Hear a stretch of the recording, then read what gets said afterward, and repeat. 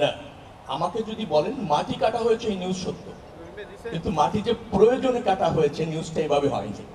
চায়নার একটা বড় কোম্পানি CREC তারাই এই প্রকল্পটা ভৌত কাঠামোটা করেছেন, কনসালটেন্সি করেছেন আমাদের সেনাবাহিনী। তিনি উপস্থাপন করেছেন বিস্তারিত, আমার মনে হয় ইতিমধ্যে আপনারা জ্ঞাত হয়েছেন।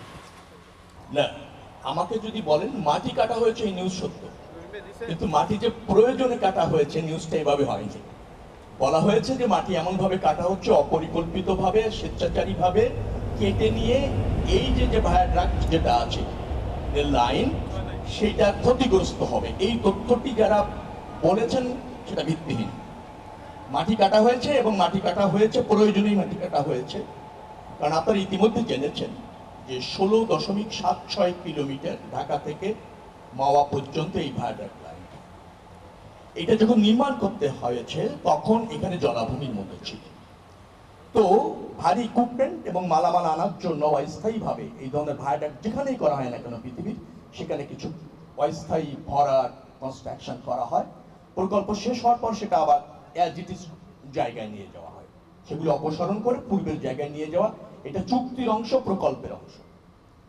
তো সেই জায়গা থেকে এটা করা হচ্ছে। 16.76 কিলোমিটারের মধ্যে ইতিমধ্যে 14.41 কিলোমিটার কিন্তু অপসারণ করা হয়ে গিয়েছে। 2.34 কিলোমিটারের মতো বাকি। তখনই এই ধরনের একটা নিউজ হয়েছে। এটা কিছুটা বিভ্রান্তি ছড়িয়েছে, এটা সত্য।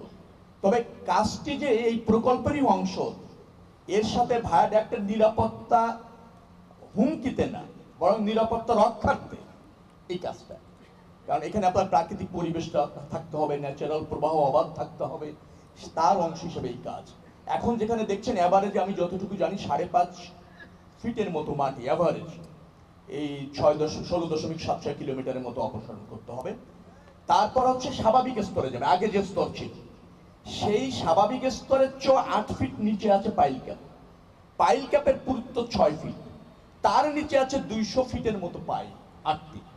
অর্থাৎ এই স্ট্রাকচার, এটা জেনে বুঝে এই প্রকল্পের প্রয়োজনে করা আছে। তার সাথে এই মাটি অপসারণের নেতিবাচক সম্পর্ক নাই, ইতিবাচক সম্পর্ক আছে। প্রশ্নই আসে না, কারণ এটা দেখার জন্য আমি বলেছি জ্ঞানসম্মত লোকজনের সাথে জড়িত, ডিজাইন সম্পূর্ণ নিরাপদ, এবং যে কাজটা করা হচ্ছে তার ডিজাইনের অংশ।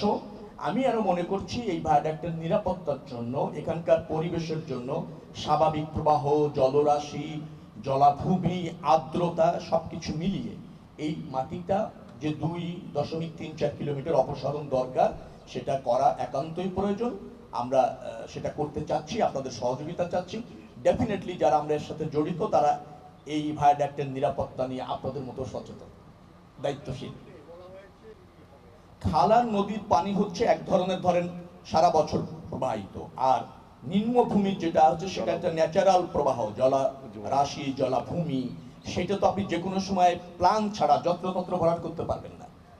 এবং এখানে দেখেন মার্ক করা যে জায়গাটা আছে বাংলাদেশের রেলওয়ের জায়গা, এখানে আগামীতে এটা এক্সটেনশনও হতে পারে, এই আরো প্রয়োজন হতে পারে।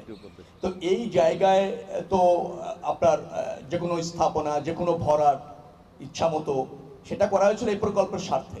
এখন আবারও যদি এমন কোনো প্ল্যান ভবিষ্যতে হয় যে এই জায়গায় আরো একটি লাইন করার প্রয়োজন হচ্ছে বা হবে, তখন তো অনেক কিছু বিবেচনা করা যেতে পারে। কিন্তু যত্রতত্র যে কোনো জায়গা ভরাট আর প্রকল্পের অস্থায়ী স্থাপনা সরানো যাবে না, একটা সেন্টিমেন্টকে গুরুত্ব দিয়ে, এটা তো সায়েন্স হতে পারে না, এটা তো ধরেন ওয়াইজ হতে পারে না। সেই জায়গা থেকে আমি বলছি যে এই 2.34 কিলোমিটার যেটা আছে সেটা প্রকল্পের স্বার্থেই অপসারণ জরুরি। জেলা প্রশাসনের মুখে নিশ্চয়ই তারা কনসার্ন থাকবে, এবং আপনারা বিষয়টি নিয়ে যেহেতু করেছেন, সজাগ আছেন, আমরাও এ ব্যাপারে কনসার্ন থাকবো। তবে এটা রেলওয়ের জায়গা, আমি আবারও বলছি অ্যাজ ইট ইজ জায়গায় নেওয়া খুবই প্রয়োজন, এবং এটা আগামীতে যাতে বৃহত্তর, রেলওয়ের জায়গা তো রেলওয়ের স্বার্থেই ব্যবহার হবে, আর রেলওয়েতে এদেশের মানুষের স্বার্থে, দেশের স্বার্থে, তার জন্য সর্বোত্তম ব্যবহার নিশ্চিত করবে ইনশাআল্লাহ। আর আমাদের তো এই প্রকল্পের সাথে যিনি যুক্ত আছেন বিস্তারিত ব্রিফ করেছেন।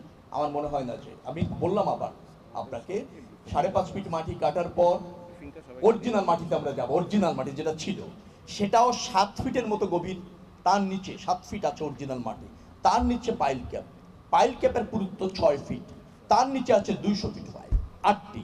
অর্থাৎ ব্রিফিংয়ে এগুলি কাগজে বিবেচনা করে সবাইকে করা দেওয়া হয়েছে। হয়েছে টোটাল আবার শিডিউল আপনারা জেনে দেখবেন, আমার মনে হয় যে আপনারা আস্থা রাখুন, বাংলাদেশ সেনাবাহিনী, বাংলাদেশ রেলওয়ে যে কাজ করছে ডেফিনেটলি দেশের স্বার্থে করছে।